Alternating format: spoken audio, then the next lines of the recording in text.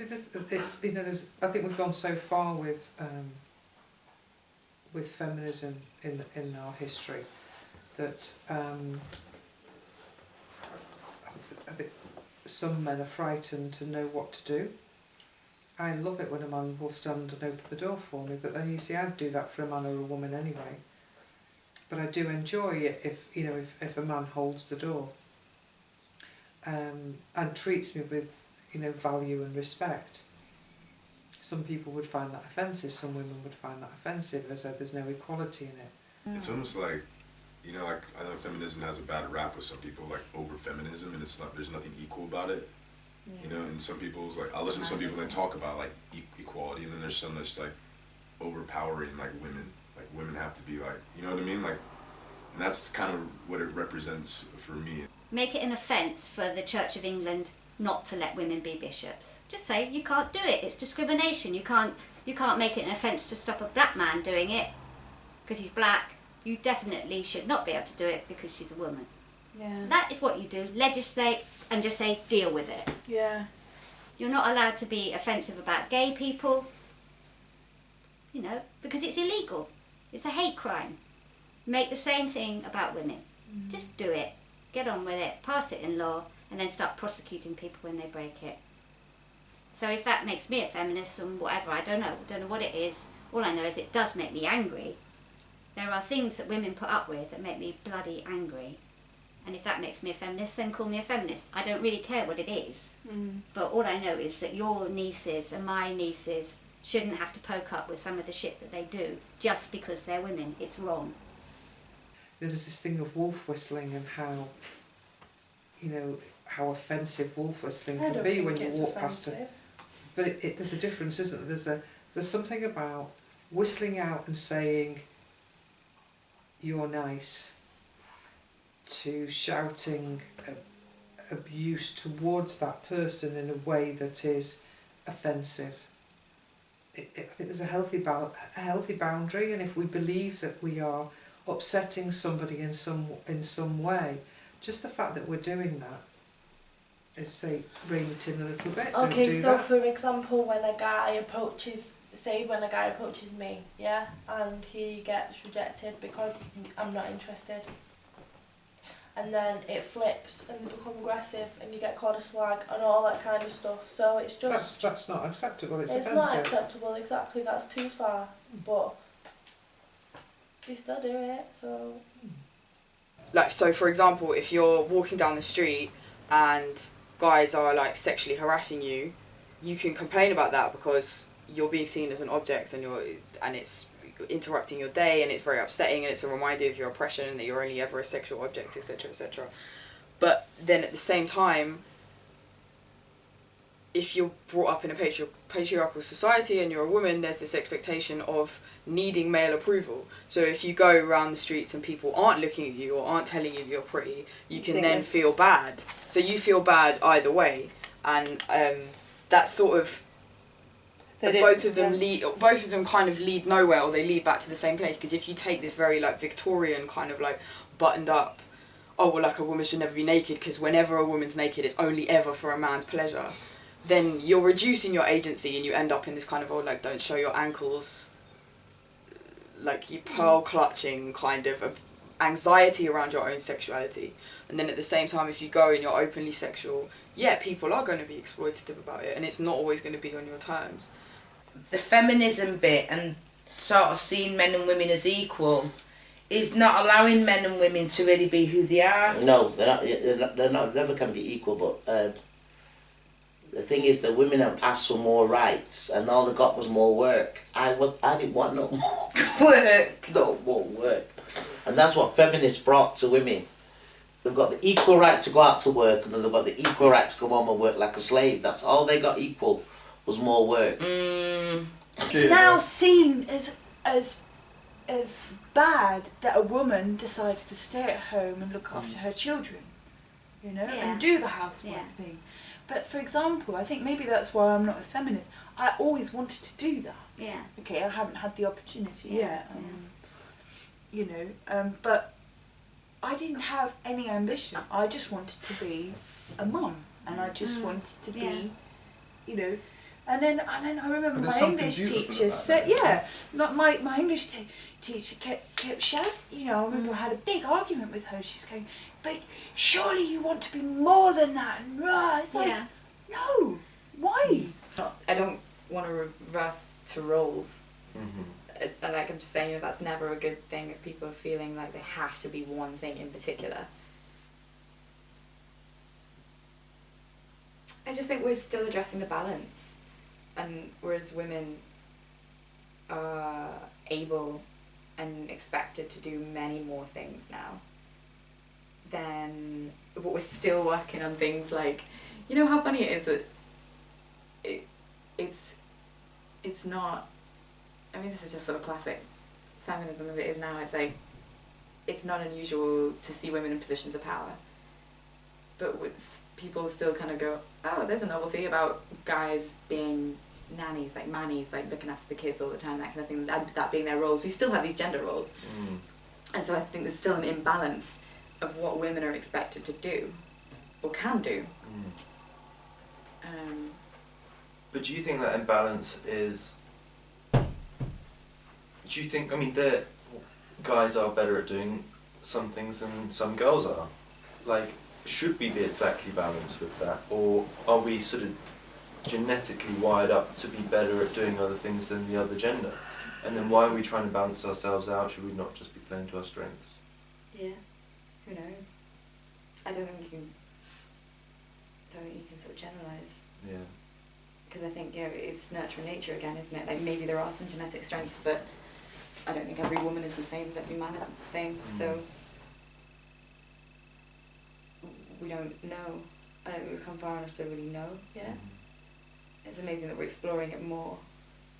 An idea of sort of gender neutrality. Neutrality? Is that a word? You know what I mean?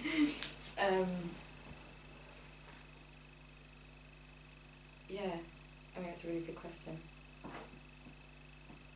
I think all we can do is experiment with it and keep exploring it. And there is still a perception that women, because women still do more, unfortunately, in the home. They just do. Because what we have is something that isn't working quite right. Yes, we've taken women out of the home, we've put them in the workplace and we're paying them less, but we're still expecting them when they get home to do more of what is required in the home, including the childcare, the washing, the cleaning, the shopping, the cooking, etc. Because men have not moved it, they haven't sort of said, right, okay, this has been taken away from me, so I've got to change my role. We're not asking men to change their perceptions of how they're going to be. Men are walking around angry and emasculated and aggressive, and you've got young men running around looking to join things like ISIS, for example, and needing respect. Because most of the problems that happen with young men, it's all about, when it comes down to, oh, I just want some respect, you know, because they don't know where they're going. So either start telling men, expect to be at home, expect to raise children, expect to do a part-time job, expect to be there to pick the kids up from school, or give them a proper job to do, but give them a role, re-educate or whatever, and take something away from women who are still So you've got my brother's for... situation where he married a woman who really wanted him to be ambitious, rich, successful, but actually it turned out he was really good at looking after the child, really, and did all those things, did a lot in the house. She thought she made it so angry. Yeah, it made her despise him. It made her really because her perception of what she wanted was a man. That he could do this and that he could come home and have the, you know, oh, I'll put the washing on and do this and do that. All the time she's putting the child to bed. He's come home from work, and instead of going up there and spending those precious moments with his child, he's not rocking the boat, because obviously the child will wake up and won't want to go to sleep if it sees daddy, blah, blah, blah.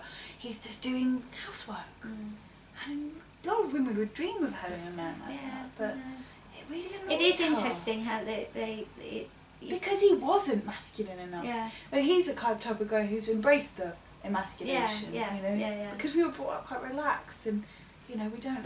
And then it's nothing shameful about it. Was nothing shameful. Changing a baby's nappy. No. Do you think the fact that it's come from a lady who's on the Great British Bake Off, which has got such a motherly image, I guess, and domestic, domestic motherly image, is then becomes, well, obviously maybe a little bit sexualised at this. Do you think people have a problem with that then? But is that her being sexualised, or is this a kind of almost a reaction to that? Is this exhibition playing off that domestic image and saying actually behind all of that domesticity in any situation there is a real visceral person who has these urges and has these desires, and is it then... I was asking, did people see it as immediately sexualised because it was a nude of what should be like a motherly figure who is definitely not nude? I'm not saying that Amartey sexualised her, basically. Yeah. I'm asking if people saw sexualisation in it because of the nudity, because no one ever sees mummy nude. Kind of yummy mummy type thing. I think you should be thinking about the fact that she makes cakes. Because, like, it's a certain thing that's associated with femininity, right? Well, I mean, being in the kitchen, for one thing, obviously. It's, you know, it's really strong. It's like across cultures, isn't it? This is the sort of so that's another side of her personality. This is all we know about her. That's her face, this is maybe her body, and she makes cakes. I don't know. Well, anyway, yeah, there is this like motherly archetype, and that does tie into like fertility, and from fertility down to sexuality. I mean, these things are all interlinked. I mean, this figurine, that figure of the kind of archetypal Venus character, was very curvaceous, has obviously large breasts, large hips, you know, both facets of child rearing, and you know, it was an inherently, you know, it was simultaneously motherly and sexualized. But yeah, I mean, it was this thing, wasn't it? Like, you know, when something is motherly, it's almost inherently associated to fertility. Like, but I think that link not in the Western world so much. Is it? I don't think so. I don't know what element of the Western world. The Western world is a very broad area. Okay. To speak for the whole of it simultaneously. What I had the impression from the Western side of things is always that there's a pretty strict mummy is not a sex object type thing. That's like that came out wrong. Right, you're saying your household's exception to the rule, is that what we're going? I think your mummy's a sexualised object. My mummy's a very beautiful woman, and I'll leave it at that.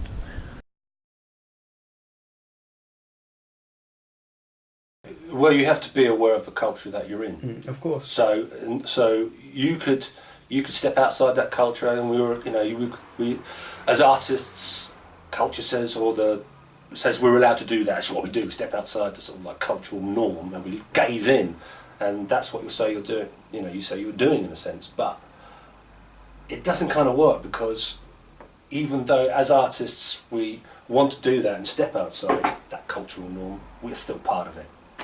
And I think anybody, you can say you don't like to see naked people, that's one comment.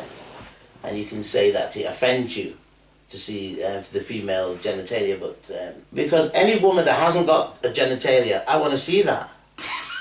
Really.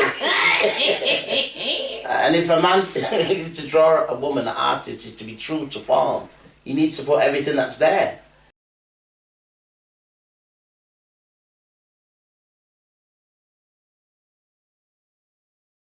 And he said, well, I'm a man, of course I'm going to like nudes. And it's like, well, yeah, of course he is. But I suppose... He likes nudes. I mean, because he said, oh, well, I like nudes. But he said, but that's because I'm a man. And I was like, well... Yeah. And my answer was, yeah, of course you would, you know, but...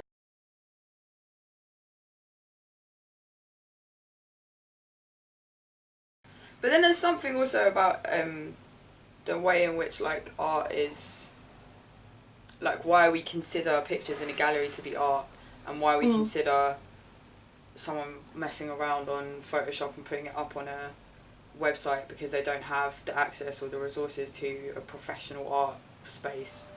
That we ascribe one as sort of like a maybe a tacky kind of value, and the other one becomes high art. Of a woman's naked body on page 3 is somehow trashier than like a load of like decaying like old white guys with wine looking at you in an art gallery. That one is somehow nakedness with integrity, and the other with nakedness without integrity, and how much of that is about like class and the kind of worlds that people have access to as well. You do want to say, get over it, you know, which is it's not a very helpful thing to say, but it is you know, from an art perspective, it's a very defensive attitude. It's just kind of like, hold on, haven't we been here before? Haven't we had this discussion?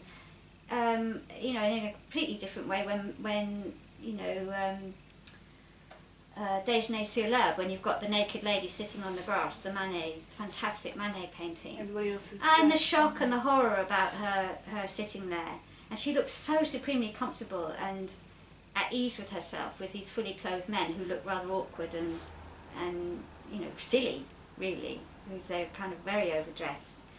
And it was shocking at the time, but for different reasons, not for feminist reasons. It was shocking to see this naked woman with the fully clothed men. And of course, subsequently, it's been that she is the vulnerable naked woman with these fully clothed men, you know, with the feminist take on it. But it's been done, and move on from that argument. We all know that women's bodies are used far more frequently visually than men's. It is the case. It's forever the case. It's still being used in advertising. It's still out there far more often than, you know, if you were going to compare it with a depiction of men. Yeah. But I don't think, for example, young people see it that way. I don't think they do. I don't think they differentiate.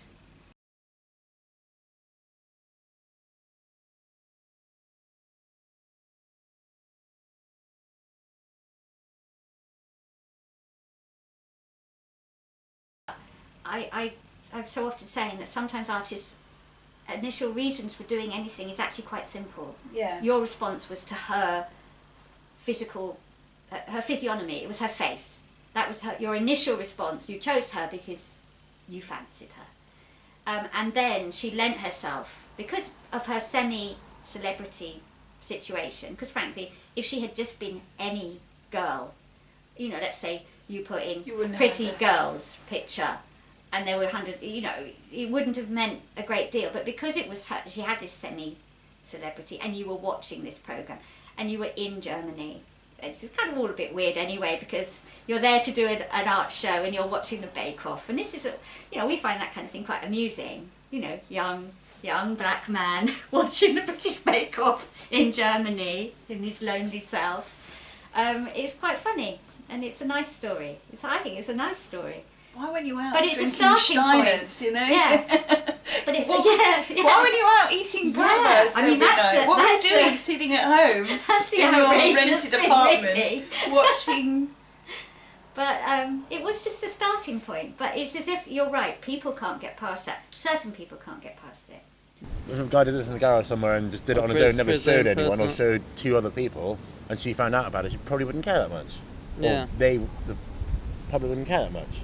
But for me, is this really about Ruby, or is Ruby being used to stand for something? Maybe it's as personal as it's just she means something to Amartey, whatever that might mean. And is it an imposition upon her? I mean, like, if someone reminds you of someone else, like you're walking down the street and you see someone, and they remind you of someone you've known, maybe someone who broke your heart, or someone who you felt really strongly about and are no longer in your life, you feel a physical reaction in that split second before you realise that's not them. Or you realise that you knew that wasn't them, but still the things that reminded you about that person were like... And so in a way, all those feelings are yours, they're connected to you, so in a way you do feel ownership over that other person for what they remind you of, what's yours, what's very emotionally personal to you. And so it's quite an easy step from that to saying, well then, you know, you've made me feel this, even if you've inspired me in this way, or you've made me think about things, so therefore obviously I can take that aspect of you that is mine now and use it in whatever way I want to.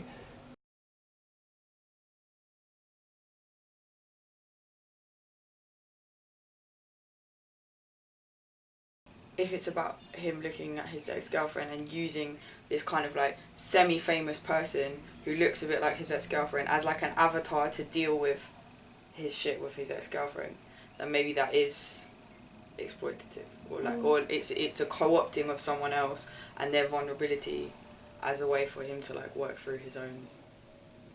In a sense, it's really nothing to do with her.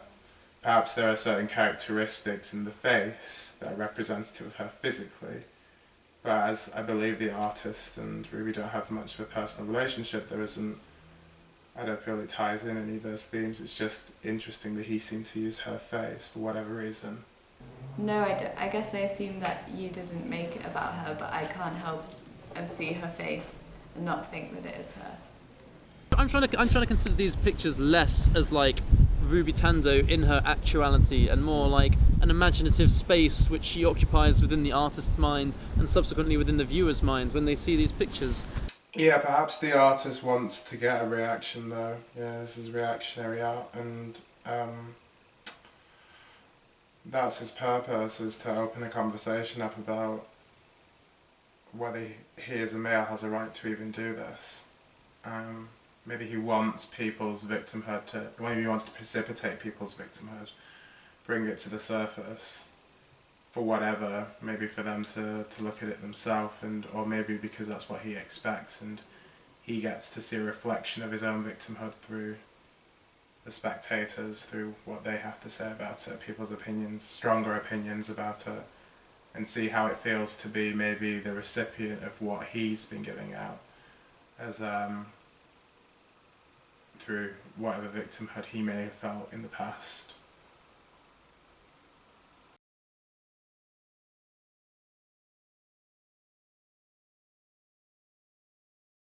Which again opens up another conversation that if the artist had been white, and typically this is white and male and privileged, which is almost a stock epithet at this point, would this have been seen of taking advantage? Would this have been seen of not respecting the experience of minorities who have been used in ways that have been inappropriate for centuries? And once again, does this contribute to that? Interestingly though, the artist is mixed race himself, so perhaps he brings an element of his own vulnerability as a black man and his experience, which is, you know, there's a victimhood to the, when we put words like privilege into the conversation and into context, then the victimhood comes with it. And for the black or the female experience or the black female experience, there's a victimhood to that, and there's an oppression. Something is oppressing. I'm sure a lot of people might argue that because he's male, you know, he's oppressing the authority of the female body, for females to express themselves through their own eyes and not through the eyes of a male. So it's interesting that maybe he transitions from having an experience of maybe being oppressed or being seen as a victim to actually being the oppressor in this situation, in that context.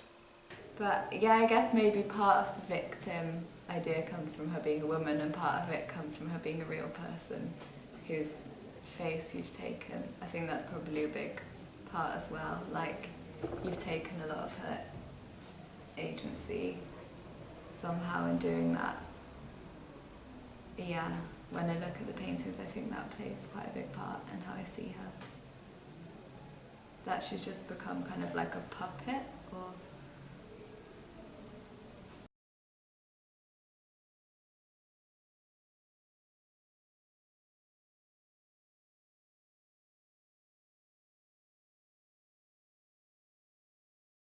I think the line here is that you've made what seems like her naked body accessible to people that she wouldn't have done. I think it's very different for people who are quite obviously in the public sphere and people who aren't. I mean, if I went and drew some nudes of Will here, they probably wouldn't be pretty, but they're getting prettier, man. They're getting prettier, believe me. But like, there's a vast difference between I do that and then someone, say, if I did a picture of David Cameron. Like, because when you're in the public sphere, I think you're in the public sphere in a sort of like a tacit consent, or you're photographed billions of times every day. Yeah. Like,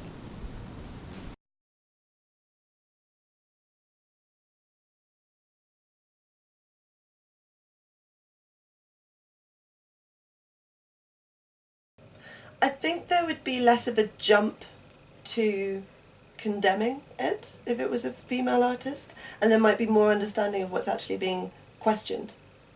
Because it's a male artist, you assume they haven't thought about it. They're just reflecting. Well, I think you assume that, like, I don't know whether this is right, but I feel like you can assume that in nakedness there is an amount of vulnerability. There's an amount of sexuality for everybody, perhaps, and there's an amount of vulnerability. And that a woman pursuing a man's vulnerability means something very different than a man pursuing a woman's vulnerability. Also with the question of sexuality. Oh, I think if it was a woman drawing a male body, I think it would be a totally different response. Right. I think a lot of people would say good and that's fine. It's only because he's the artist is right, male I get you now. that they're making any real pointing fingers. But if a woman artist had drawn that, you know, I don't think there would have any hoo-ha would have been said. Right.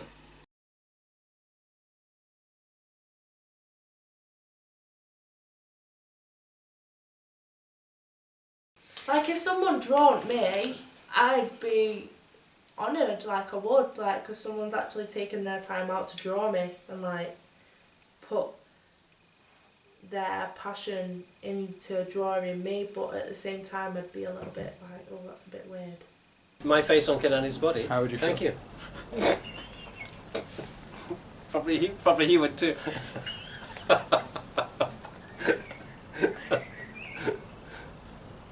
Well, it's not bad. A PT instructor, you know, Black Ops guy. That's all right. I'll go for that. But, So then it wouldn't be me anymore, would it? So then I hope then that one's relationship with it would change. I wouldn't like it. No, I wouldn't like it. I wouldn't like it. You know, well, I don't, you know, I'm a woman. I don't really like my body, so. But I think if as a woman, if I look like that, maybe I wouldn't mind. I think I'd feel a bit, you know, that I would have wanted my permission. I think because of the fact that she's naked, it makes it more I can't think of a word, but it would make me feel a bit uncomfortable. Yeah, like, you know,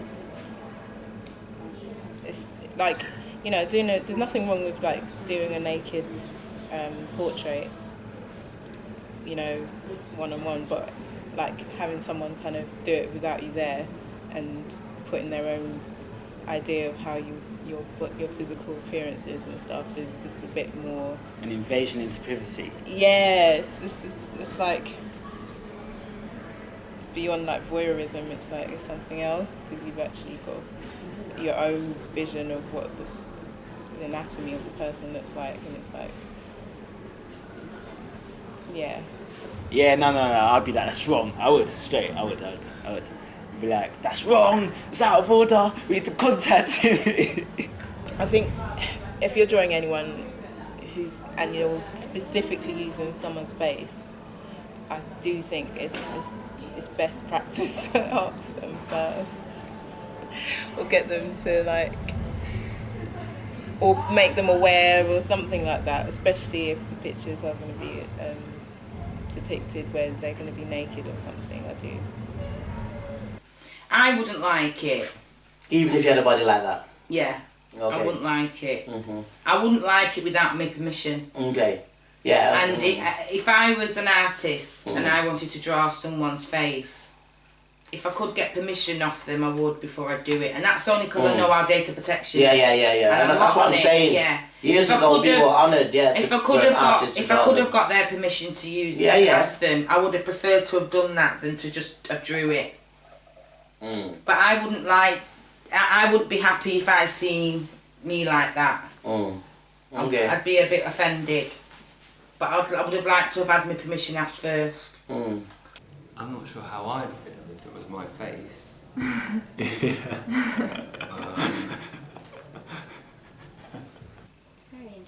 As long as you didn't paint me with my real body. I'd be upset if someone, you know, cut my face up and sprayed it all over things, I think.